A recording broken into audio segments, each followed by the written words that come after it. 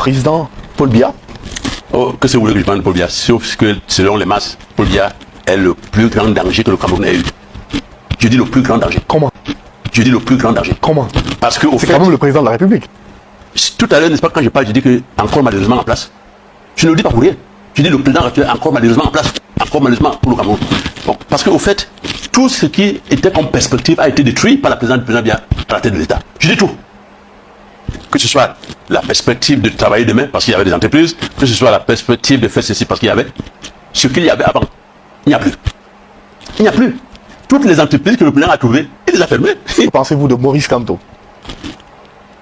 Oh, je ne le connais pas. Je ne connais pas. Je dis que j'ai voulu le rencontrer quand il était arrêté. Je suis allé chez lui. Oui. Hein? Ça, c'est vrai. Bon, je ne l'ai pas vu. Et bon, on a dû lui dire qu'il était là. Il n'a pas cherché à me voir. C'est sûr qu'on lui a dit que j'étais là. Oui. Si j'ai trouvé les policiers, bon, il y avait un commissaire de police indigène qui était là. Il m'a approché, il dit, mais ça, c'est vraiment encerclé ici. Hein. Il me dit que bon, ça lui dit, mais je ne dis pas, je vois. Bon, il me dit, bon, c'est pour le procès, vous pouvez pas le voir. Je dis, bon, je n'insiste pas. Mais je crois que j'aurais voulu bien le voir. Et c'est pas mauvais de respecter les gens qui viennent voir quelqu'un qui est dans ces conditions. D'accord. J'ai tourné le dos. Merci. Donc, je ne connais pas comme Abel Elim Bilobé. Abel Elim Bilobé, je le connais très bien. Que je pense de lui? Il est souvent à la télévision pour parler des choses parfois concrètes, parfois qui sont réjetables. Mais ce sont des points de vue que les gens donnent. Chacun donne son point de vue sur une situation donnée. Ce sont les humains. Et ces situations peuvent être contredites. Ce qui soit contredit argumentairement, pas rejeter par exemple les arguments des gens sans, avec les insultes. Et donc vous estimez que c'est quelqu'un de bien? Qui c'est? Abel Elim Bilobé.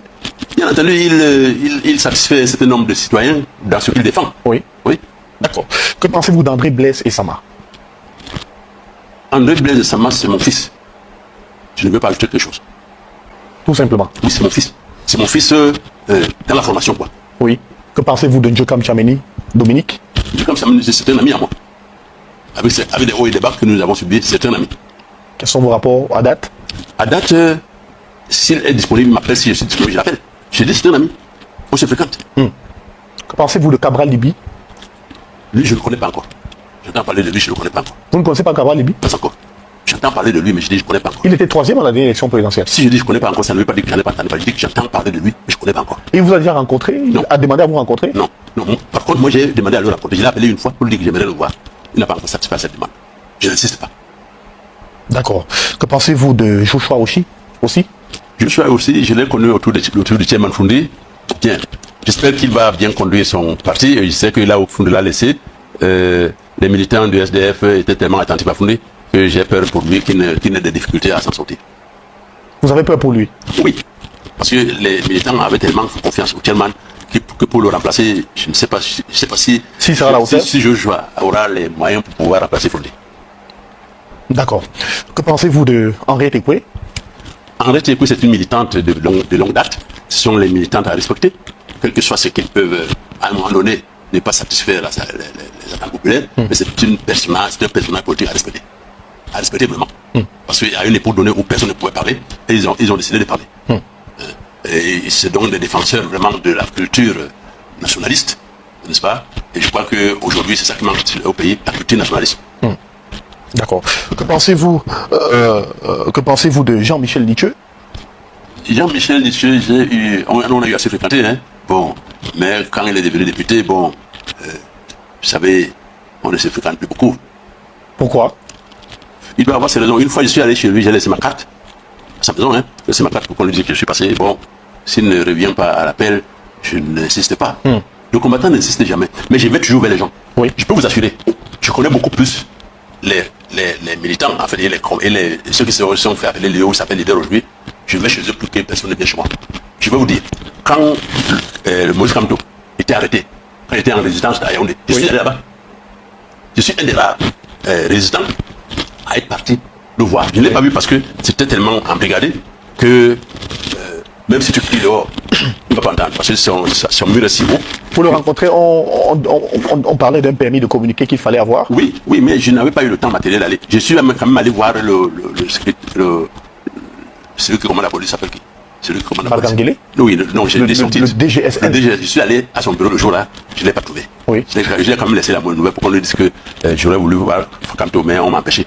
Oui. Hein? Bon, et la chance, c'est que 3 jours après, on l'a lancé. D'accord. Que pensez-vous du général Valsero, l'artiste, musicien? C'est un actif, c'est un résistant. Valsero fait partie des résistants. Quand je dis résistant, ça veut dire que ce n'est pas dans la logique politique politicienne. Oui. C'est un résistant. Et avec lui, je crois que je peux beaucoup collaborer qu'avec quiconque. D'accord. Vous l'avez déjà rencontré? Valsero, oui. J'ai déjà eu à rencontrer Valsero, on a déjà eu à échanger. D'accord. Là, on va arrêter les gens. Alors, que pensez-vous du ministre Paul Atanga-Ndji? Qu'est-ce que je peux penser de lui? Qu'il a décidé de nommer à la tête de l'UPC un secrétaire général. C'est dramatique. Et juste maintenant, il n'a pas été inquiété parce que la loi a fait ça. Le ministre Atanga-Ndji l'a fait? Oui, oui. Le ministre Atanga-Ndji a écrit un document pour dire qu'il désigne un certain Bako, secrétaire général de l'UPC. Mais est-ce que ce ne sont pas ses pouvoirs qui lui donnent ce droit? Ce pouvoir ne lui donne justement pas ça. Parce que les partis politiques s'organisent et fonctionnent en fonction de leur propre... Est-ce qu'il le fait illégalement? Mais bien entendu, non. Mais où est-ce que tu as vu une administration nommer un responsable de parti politique? C'est vraiment... C'est dingue, ça. Zambiara sera de nouveau candidat et pourrait avoir un nouveau mandat dans ce pays, ou alors il va simplement décider de prendre sa retraite, il peut décider d'ouvrir le jeu politique. Non, il ne peut pas décider ça. Pourquoi? Le connaissant. Je connais, s'il y a une des personnes que j'ai déjà étudiées, c'est la personne du président. Puis c'est face à lui que je me trouve et face à lui que mon peuple j'ai mis. Il ne peut pas. Pourquoi? Il ne peut pas parce qu'il a peur que même si c'est son fils, si jamais, hein, ou un des siens qui arrive au pouvoir, on va d'abord l'arrêter pour plaire au peuple. C'est la vérité. Quel que soit celui qui peut pas le pouvoir, s'il y a un vivant, il sera arrêté. Et il ne veut pas aller dans une cellule, hein, lui, le président. Son combat actuel, sa réflexion actuelle, c'est comment mourir au pouvoir. Vous direz que le combattant nous a dit ça. Si le président y a encore vivant en 2025, il va se présenter. S'il ne se présente pas. Vous pensez qu'il ne peut pas lâcher le pouvoir de non, il ne peut pas. Il peut comment? Comme l'a fait le président Aïdjo, par exemple? Le président Aïdjo, il sait pourquoi il l'a fait. 17 ou 19 avril 2025. Que les populations camerounaises cessent de crier dans les maisons sans rien faire, cessent de se plaindre dans les chambres sans rien faire, cessent de rester dans les lavabos et respecter sans rien faire. Je dis, restons chez nous pour montrer au pouvoir que nous sommes déterminés à aller vers les buts que nous nous sommes fixés. D'accord, d'accord. Alors, ici, c'est une cause de la nation camerounaise qui est en péril. Et étant en péril, c'est vers le peuple qu'il faut aller faire les alliances. Mais à vous écouter, Bouamassok, on a comme le sentiment que l'opposition camerounaise ne sert à rien. Qu'on a une opposition en fait qui accompagne le président Biya vers le confort de son pouvoir. Alors qu'il y en a qui en payent le prix de par leurs actions depuis 2018. 2018 ne peut pas être comme une année de début de la révolution ou du travail politique. Bien évidemment. C'est pas bon qu'on se focalise là-dessus. Mais ce que moi je veux dire, c'est que les alliances telles qu'elles sont là ne peuvent pas faciliter que l'élection de 2018-2025 se passe normalement. Oui. Sauf si ces alliances engagent des actions pour ça. Mais jusque maintenant, je n'ai pas encore vu. Moi, si je vois une alliance qui engage des actions pour que le code électoral soit changé, pour que, par exemple, qu'il y ait une élection à 2 tours, pour que la guerre au sud cesse avant les élections, je suis persuadé que même si on ne veut pas me changer, je vais aller faire ça. Mais tous ont fait des propositions. Que va faire l'opposition? Que pensez-vous que l'opposition peut faire en 2025 pour remporter l'élection? Vous savez, moi je ne peux même pas parler de l'opposition, parce que moi je ne suis pas de l'opposition. Je suis de la résistance, il y a deux choses. Je suis opposant. Je résiste à une opposition qui est en face de moi. Mais vous résistez à quoi exactement? C'est justement ce dont je parle. Je suis du côté du peuple. Le résistant est du côté du peuple. Ah, vous n'êtes plus du côté de l'opposition. Je n'ai jamais été du côté de l'opposition, ils le savent. Mais en 91, vous étiez avec... Non, j'étais avec Foundi comme élément constitutif de son groupe. Mais pas de son groupe, il le savait. Un jour, je suis allé à Bamenda. Vous étiez avec Foundi comme élément constitutif de son groupe? Oui. Mais vous n'étiez pas dans son groupe? Non, du tout. Mais pourquoi le soutenez-vous alors? Non, je l'ai soutenu pour la conférence nationale souveraine. Je le disais et je répétais que je soutiens Foundi pour la tenue au Cameroun d'une conférence sur ce point. Donc, accéder au pouvoir, on devait appeler les Camerounais à s'asseoir. Pourquoi? Parce que depuis l'existence du Cameroun en tant que pays, les Camerounais ne se sont jamais assis pour se constituer. Nous avons hérité d'une constitution que les Français nous ont imposée, hein, en se référant à leur. Nous avons hérité d'une orientation que les Anglais nous ont laissée en se référant à leur manière de faire les choses. Mais les Camerounais, en tant que peuple, en tant que communauté, ne se sont jamais assis pour réfléchir sur que faire du Cameroun que nous avons et comment procéder pour arriver à notre résultat. Ça n'a jamais été fait. Or, ceci, c'est la conférence nationale souveraine ou alors un conclave souverain. Moi, je milite pour un conclave souverain jusque maintenant, pour que les Camerounais s'asseyent disent que voici un espace qu'on a appelé au Cameroun, nous voici qui sommes des Camerounais, qu'est-ce que nous en faisons et comment nous allons faire pour arriver à le faire. Jusque maintenant, ça n'a pas été fait. On dit qu'il faut qu'on donne au président Biya la possibilité de réorganiser la transition. Il n'a pas les moyens intellectuels pour ça. Il est bloqué. Ce qu'il a fait, c'est le maximum de ce qu'il pouvait faire. Là, maintenant, il ne peut plus réfléchir sur ça. Donc, quand tu lui dis de faire ce que tu sais d'avance qu'il ne peut pas faire, tu comprends très bien que tu t'es trompé. Alors, c'est le général qui vous parle, c'est le général de l'armée citoyenne de résistance. Quand le général parle, les éléments obéissent. Donc, vous êtes sûr d'avoir la même force de mobilisation de l'époque de 91 à Douala aujourd'hui? Elle est même plus forte aujourd'hui qu'hier. Dites-nous, comment cela? Non, je ne veux pas vous dire ça ici, mais je vous dis que j'ai les retours, n'est-ce pas? La force de mobilisation que le combattant Bamasso que je suis a. Oui. Hein, que l'idée qu'il mène, que ce sont les idées, c'est mes idées qui ont cette force de mobilisation, c'est pas moi quoi. Moi, je suis rien. C'est les idées que je promeux qui permettent aux gens de dire, ah, ce qu'il dit est juste.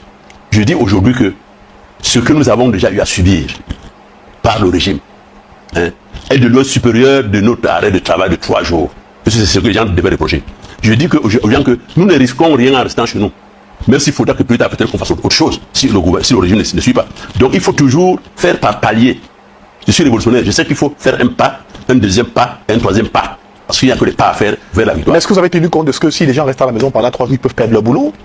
Parce qu'ils seront restés à la maison sans autorisation de leur patron, qui certainement vont vouloir travailler pour que l'économie... Mais c'est pour ça que je parle de l'automutilation, que les gens peuvent même être renvoyés. Mais il faut bien que les gens soient face à leur avenir. Il faut que les Camerounais prennent leur avenir en main pour, je dis, le risque même de mourir.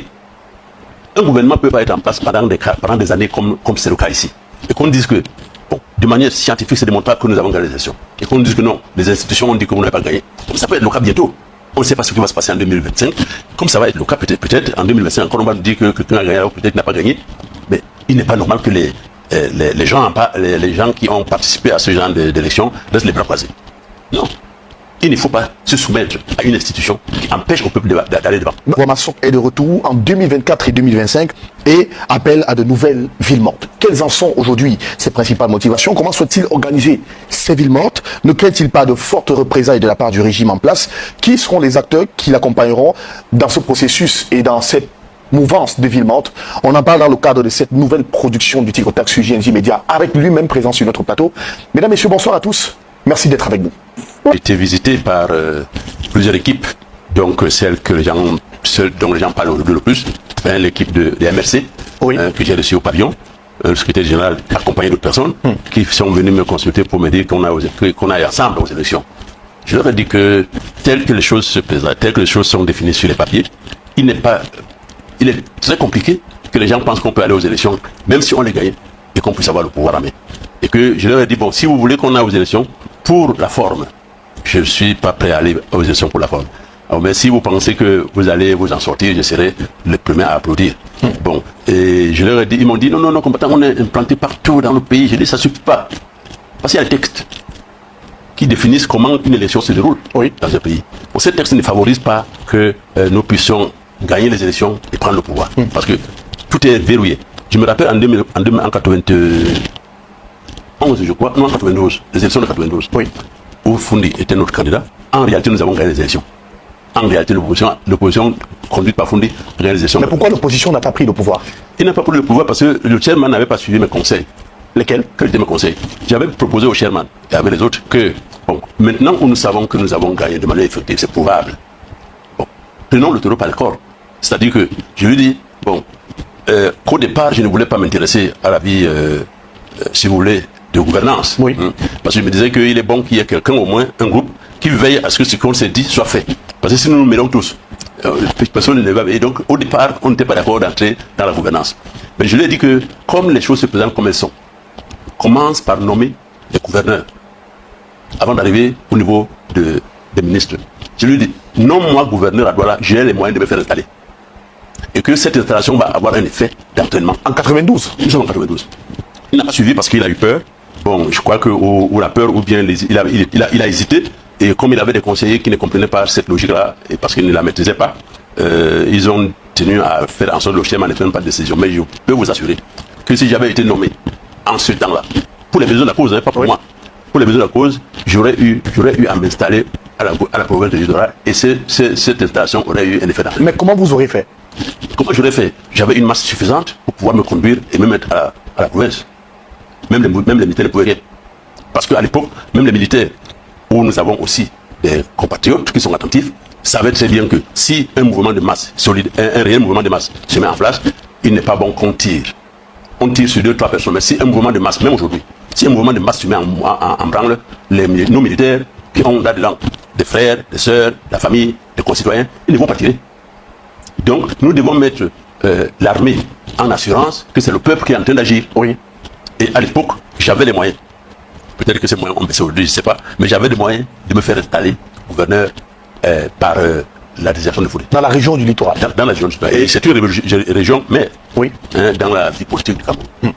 Alors, mais, quand vous regardez l'époque de 92, jusqu'aujourd'hui avec les acteurs qui sont... Je voulais ajouter oui. Par rapport à ça, pourquoi est-ce qu'on n'a pas pris le pouvoir. Oui. Nous partons à Bamenda pour faire le point, après que les élections soient terminées.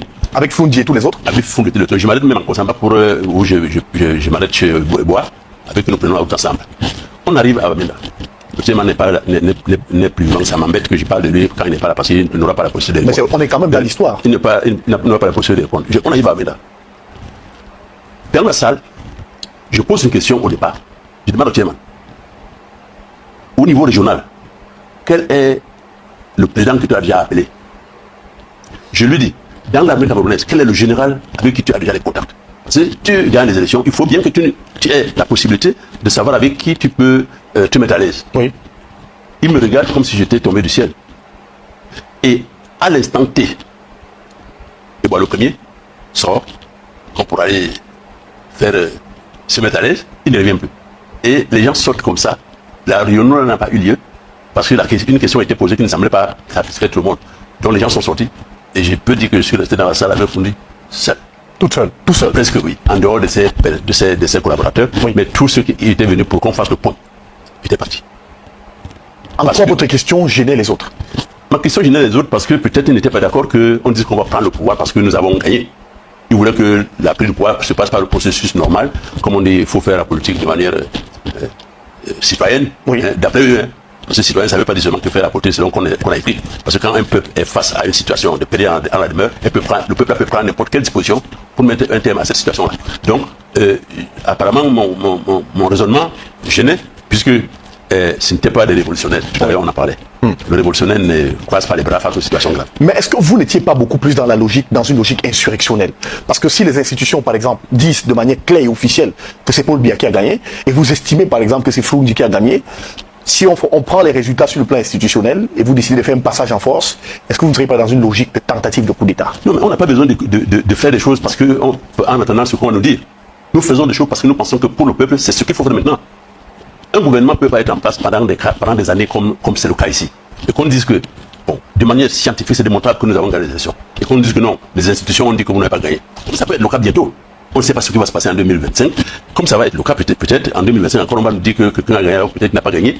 Mais il n'est pas normal que les gens qui ont participé à ce genre d'élection restent les bras croisés. Non. Il ne faut pas se soumettre à une institution qui empêche au peuple d'aller devant. De dollars ont été libérés il y a quelque temps. On a vu même Maurice Kamto, le leader du MRC, faire la prison après l'élection de 2018. Donc dire que la scène est restée plate, est-ce que c'est pas... Oui, si je dis plat ici, c'est-à-dire qu'il ne faut pas qu'une arrestation arrête la lutte. Lorsqu'une arrestation peut arrêter la lutte, mais ça veut dire qu'il n'y a rien. Il faut penser qu'on va être arrêté, il faut penser qu'on va être emprisonné, il faut même penser qu'on va mourir. Oui. Si tu ne penses pas comme ça, tu n'engages pas dans la lutte, du moins face à un pouvoir oppressif comme celui-ci, face à un pouvoir dictatorial, si tu voulais totalitaire comme celui qui est en place au Cameroun, tu ne t'engages pas. Donc si tu penses que c'est un club de Matango, où tu peux venir t'asseoir, tu rigoles et puis tu pars, tu manques. Mais le leader du MRC a quand même eu le courage d'aller jusqu'en prison après l'élection présidentielle. Mais après que tu aies eu le courage d'aller en prison, mais il faut continuer la lutte. Ça ne veut pas dire que si tu sors de la prison, tu dis, ah, j'ai été en prison, la prison là vraiment, ce n'est pas bien. Tu peux rester à la maison. Non. Non, c'est la continuité, c'est le travail permanent. Mais vous pouvez réajuster votre stratégie pour ne plus être en front office. Par exemple, être plus efficace en arrière et conduire les choses comme il se doit. Donc si c'est le cas, je lui souhaite bonne chance. Si c'est le cas. Mais je dis que, au fait, quand tu t'engages dans la lutte politique, oui, face à un pouvoir oppressif, totalitaire, comme celui qui est au Cameroun, si tu n'es pas prêt à être humilié, si tu n'es pas prêt à être arrêté, si tu n'es pas prêt à être en prison ou à mourir, ne sois pas dans la lutte. Même Boamassok parlait. Je suis entré en prison et qu'on est mis à plus envoyer. Bon, c'est que je voulais organiser la fuite des détenus de la prison de Louvain. Pourquoi? Parce que j'ai vu la misère la misère. C'est où on envoie les gens curer les caca, si excusez-moi l'expression, hein, des fosses avec les seaux. J'ai vu ça. J'ai vu les souris monter sur les gens avant d'aller dans les WC. J'ai vu la misère. Et puis un jour, je tourne autour de la prison, je vois que la clôture de la prison n'est même pas solide. Parce que certains endroits, il y avait des fissures. J'ai dit, mais qu'est-ce qu'on fait ici? On ne peut pas se mettre à attendre la mort ici, alors qu'on peut partir. Alors qu'on peut essayer de ne pas mourir. Alors qu'on peut chercher à s'évader. Parce que ce n'est pas bon que tu attendes la mort. Là où tu te trouves, si tu peux faire quelque chose pour ne pas mourir. Même si en faisant ça, tu ne peux pas mourir, c'est pas grave. Parce qu'il faut bien qu'on dise qu'il était en train de se battre avant de mourir que de dire qu'il avait donné les bras. Oui. Donc, j'identifie donc que c'est concerné par les villes mortes. Peut-être qu'on peut appeler ça comme ça, parce que je demande aux gens de rester chez eux. Oui. Pour que les gens appellent ça ville morte. Mais je n'ai pas dit, j'essaie les mots que j'utilise. J'ai dit aux gens, restez calmes chez vous pour exprimer votre mécontentement de voir se présager une élection présidentielle qui n'ouvre aucune possibilité de changement.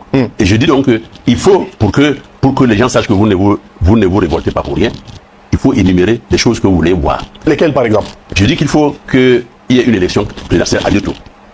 Oui. Je dis qu'il faut qu'il y ait un cessez-le-feu au sud et au nord-ouest, hein, où il y a la guerre au Cameroun et qu'on estime que c'est la guerre anglophone. Non, c'est une guerre qui est au Cameroun, mais dans une partie. Je dis qu'il faut que qu'on change la formule qui met l'ECAM en place, afin que le travail de l'ECAM puisse ouvrir des voies pour une démocratie participative. Et il y a beaucoup d'autres revendications qui peuvent entrer dans ce jeu. Je ne demande pas aux gens d'aller dans la rue, je ne demande pas aux gens de faire ceci, parce qu'en plus, bon, comme ils nous attendent toujours dans les rues, n'est-ce pas? Oui. On est des armes. En restant chez nous, on risque quoi? Mais quel sera l'impact de cela? L'impact de cela... Je veux dire, si tout le monde décide de rester à la maison, si tout le monde et voilà, peut-être de frapper dans les marmites, de dire on n'est pas d'accord sur ceci, si tout le monde décide de rester à la maison pendant 3 jours, est-ce que vous pensez que le régime en place va reculer? Non, s'il ne recule pas, il va quand même prendre acte. Et prendre acte, ça veut dire qu'il y a des gens qui pensent autrement, qu'il ne faut pas seulement attendre 2025 sans rien faire. Nous ne pouvons pas, face à la situation actuelle, rester nos multiples bras croisés, rester nos multiples cerveaux, les mettre en veilleuse et attendre 2025. Bon, je me comporte comme un chef de famille qui est conscient qu'il y a dans sa concession un serpent vénéneux qui a déjà mordu un enfant et qui est déjà mort. Ce papa-là ne va plus dormir, il prend sa machette. Il sera en train de fouiller la maison jusqu'à ce qu'il mette la main sur le serpent là. Il ne dit pas que j'attends dans 6 jours, j'attends dans 8 jours. Le Cameroun est en position de faiblesse totale sur la vie humaine. Il est en position de péril en la demeure. On ne peut pas dire attendons 2025 comme j'attends. Et depuis 2008, on nous dit, depuis 2018, on nous dit attendons 2024. Tout le monde dit 2024. Même les acteurs politiques qui sont dans la logique électoraliste, jusqu'à maintenant, attendent 2025. Bon, on fait des coalitions. On va parler des coalitions tout à l'heure. Okay. Oui. Bon, donc, je refuse donc moi de rester les bras croisés. Et je refuse donc que mon peuple reste les bras croisés. Je lui donne une voix. Si le peuple veut, il suit. S'il ne veut pas, il laisse. Mais et qu'il n'y a pas que par les élections qu'on peut faire évoluer un pays. Oui. C'est la vérité. Bon, je sais que les gens n'aiment pas entendre ça, mais c'est la vérité. Il n'y a pas que par les élections. Si les élections sont embrigadées, comme c'est le cas au Cameroun, les masses doivent chercher à savoir par où sortir de l'emprisonnement. Ils ne doivent pas rester dans une maison coincée et puis disent que bon, comme les élections arrivent, on attend encore, on va voir. Est-ce que vous avez le sentiment que le peuple va écouter ce que vous êtes en train de dire? C'est-à-dire que vous demandez au peuple de rester à la maison pendant 3 jours, du 17 au 19 avril prochain, ne pas sortir, ne mener aucune activité, pour exprimer le ras-le-bol vis-à-vis du régime et réclamer, par exemple, les élections à 2 tours, réclamer faire un certain nombre de revendications. Mais est-ce qu'on fait des revendications en restant à la maison boire ma soc? C'est un signal qu'on émet. C'est un signal qu'on émet. Un signal fort qui indique que, bon, comme vous ne voulez pas faire ceci, vous ne voulez pas faire cela, la communauté, les masses populaires, décide donc de s'automutiler. C'est-à-dire que d'abandonner leur activité quotidienne qui leur donne la nourriture. C'est une automutilation. Et ils acceptent donc que je suis prêt à me sacrifier pour que la démocratie avance. 3 jours, c'est pas beaucoup.